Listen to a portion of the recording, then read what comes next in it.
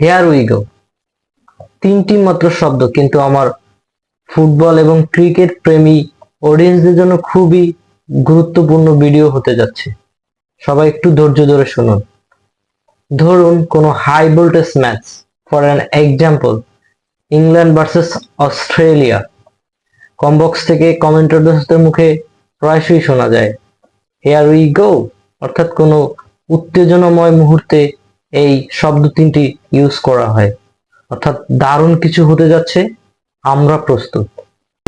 আবার যখন কোনো বোলার পরপর দুই ব্যাটসম্যানকে আউট করে দেয়, তখন ধারাভাষ্যকাররা বলে থাকে, oh here we go, Mitchell Starc is on fire, অর্থাৎ মিচেল স্টার্ক খেলার মুহূর্তটাকে ঘুরিয়ে দিয়েছে। মানে হচ্ছে কোনো বোলার যখন ম্যাচের ব্রেক থ্রু পয়েন্ট এনে দেয়, তখন এই বাক্যটি ব্যবহার করা হয়, হিয়ার উই গো। এবার আসুন ফুটবলের ক্ষেত্রে।